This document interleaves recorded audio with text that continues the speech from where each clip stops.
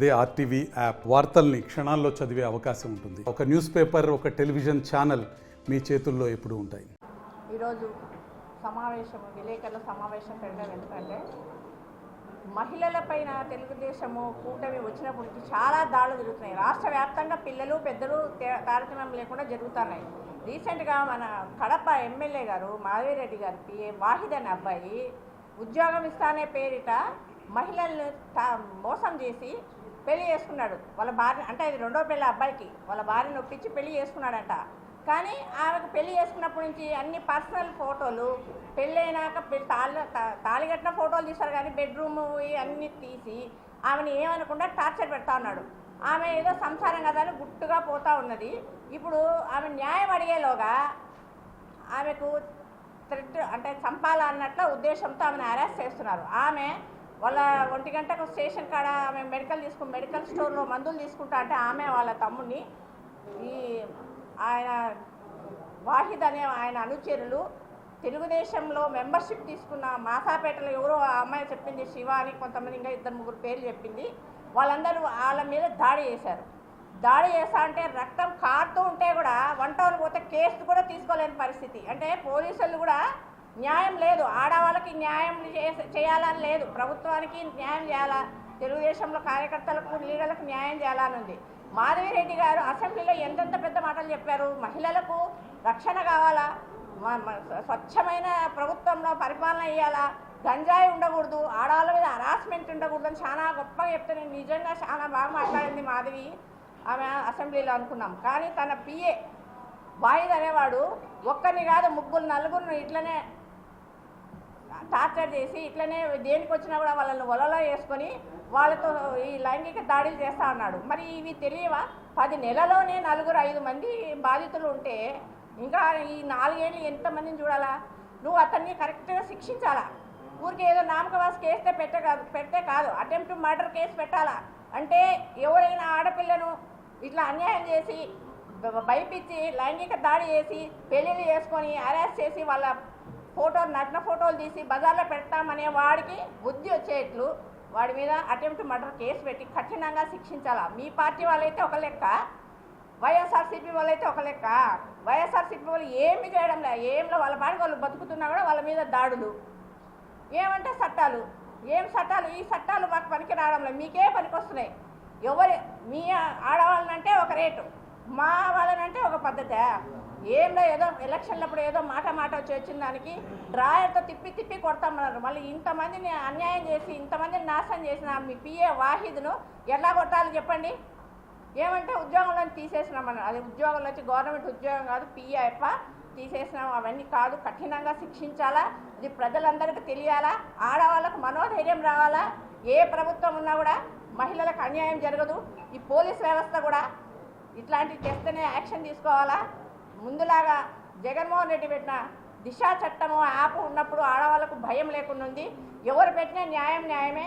ఇప్పుడు తెలంగాణలో ఆయన అంటాడు కేసీఆర్ ఆరోగ్యశ్రీ రాజశేఖర రెడ్డి సార్ పెట్టినాడు, మంచిదని పెట్టినామని. మా జగన్మోహన్ రెడ్డి దిశ చట్టం పెట్టినారు, అది కూడా మంచిదే. మీరు దాన్ని కంటిన్యూ చేసి ప్రజలకు ముఖ్యంగా మహిళలకు రక్షణ ఇవ్వాలని కోరుకుంటున్నాను నేను. ఇది మంచి పద్ధతి కాదమ్మా. మాధవి, నువ్వు ఒక మహిళగా ఉండి ఇంత ఘోరం వచ్చు. అసలు ఎంత కుతకుతలాడుతుంది కడపలో, ఆడపిల్లకి ఇంత ఘోరంగా చేస్తున్నారని వాడిని కఠినంగా శిక్షించి నువ్వు ప్రజల్లో ఏమి అనేది, నువ్వు అసెంబ్లీలో మాట్లాడేది ఎంత నిజం అనేది తేల్చి చెప్పాల్సిన అవసరం ఎంతైనా ఉందిమ్మా.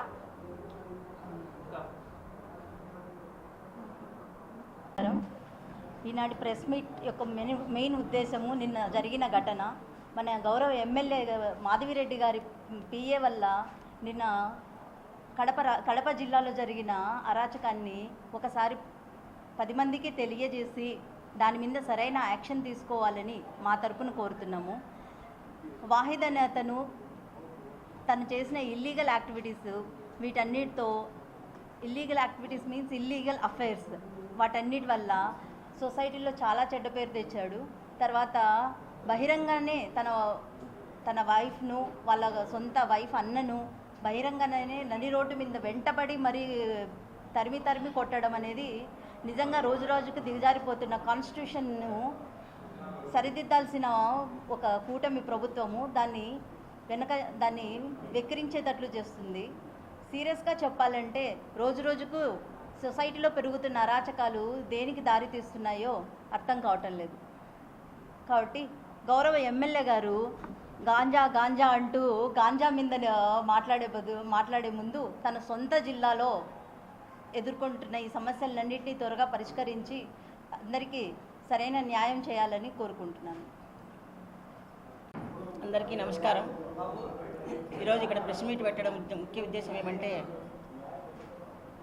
కడప ఎమ్మెల్యే గారి దగ్గర పనిచేస్తున్నటువంటి వాహిద్ మహిళలందరినీ మోసం చేస్తూ, ఎందుకంటే ఎమ్మెల్యే గారితోనూ అండగా ఉన్నారు కాబట్టి నేను ఏం చేసినా చెల్లుతాదనే ఉద్దేశంతో తను రెచ్చిపోయే అమ్మాయిలందరినీ కూడా పాడు చేస్తూ, నిన్న సంఘటన ఏంటంటే పెళ్లి చేసుకొని తన చిన్న భార్య అయినటువంటి వాళ్ళ అన్నను వెంటాడి చంపడానికి ప్రయత్నం చేస్తే తప్పించుకొని తిరిగి వన్ టౌన్ పోలీస్ స్టేషన్కి వెళ్తే అక్కడ కూడా రక్షణ కల్పించకుండా వాళ్ళు ఈ కేసు తీసుకోకుండా వాపసు పంపిస్తే, ఆ అమ్మాయి ఎమ్మెల్యే ఇంటి దగ్గరికి పోతే న్యాయం జరుగుతుందేమో, ఒక మహిళ కదా న్యాయం చేస్తుందనే ఉద్దేశంతో ఆమె ఆశతో వెళ్తే అక్కడ కూడా అపాయింట్మెంట్ ఇవ్వకుండా బయటకు తరిమేసిన సంఘటన మనం అందరం చూసినాం.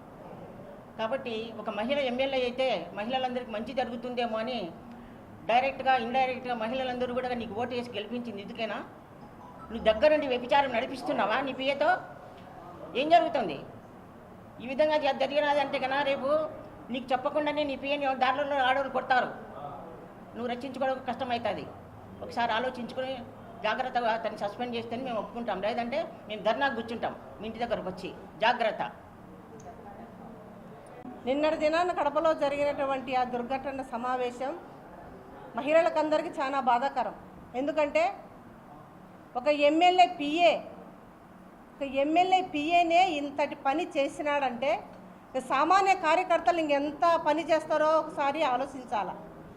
ఈరోజు సమన్యాయం జరిగిస్తాను, న్యాయంగా చేస్తాము, మరి జిల్లాను అభివృద్ధి చేస్తామని చెప్పిన ఎమ్మెల్యే గారు మహిళలకి ఇంత అన్యాయం జరుగుతూ ఉంటే ఇంతవరకు ప్రెస్ మీట్కి వచ్చి ఎందుకు ఇట్లా జరిగింది, ఎందుకు ఇలా జరగబోతుంది, ఇట్లా చెయ్యొద్దు అని వాళ్ళ కార్యకర్తలకు పిలిపించింది లేదు. అదేవిధంగా మేము కోరుకుంటున్నాం, వైఎస్ఆర్సీపీ మహిళలుగా నిన్న అన్యాయం చేసిన వాహిద్ అనే అబ్బాయికి ఏ శిక్ష వేస్తారో మీకే తెలియదు. ఖచ్చితంగా మేమైతే ఆశపడుతూ ఉన్నాం, పార్టీ నుంచి ఆ దుర్ఘటనకు అనుమతి ఇచ్చిన ఆ తెలుగుదేశం కార్యకర్తలందరినీ పార్టీ నుంచి సస్పెండ్ చేయాలా, మరి కేసు ఫైల్ చేయాలా, కేసు ఫైల్ చేసి ఆ పిల్లోని ఖచ్చితంగా రిమాండ్కి పంపాలా. పంపిన తర్వాత ఆ పిల్లోనికి ఏ శిక్ష వేయాలనో మీరైతే ఏ అధికారులకు ఎవరికి ఏం చెప్పొద్దండి. ఎమ్మెల్యే గారు మీకు దయచేసి కోర్టు ఏం చెప్తుందో అది ఖచ్చితంగా జరగనివ్వండి.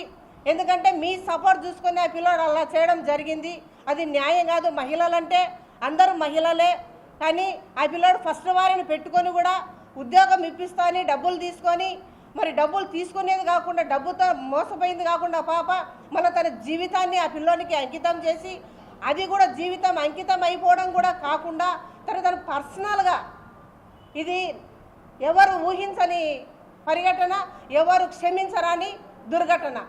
పర్సనల్గా చేసే కార్యాలను కూడా ఆ పిల్లోడు వీడియో తీసుకొని అది చూపెట్టకుండా దాచిపెట్టుకుని ఆ పిల్లోడు హరాజ్ చేస్తున్నాడు. కాబట్టి ఎమ్మెల్యే మేడం గారు మీకు ఒకటి మరి వైఎస్ఆర్సీపీ మహిళల తరఫున విజ్ఞప్తి చేస్తున్నాం, మీకేమాత్రమైన న్యాయపరమైన ఆలోచనలు ఉంటే మా పిఏ, మా కార్యకర్త, మా తెలుగుదేశం అనే ఆలోచన లేకుండా మీరు ఖచ్చితంగా ఆ పిల్లోనికి శిక్ష పడేటట్టు చేయండి.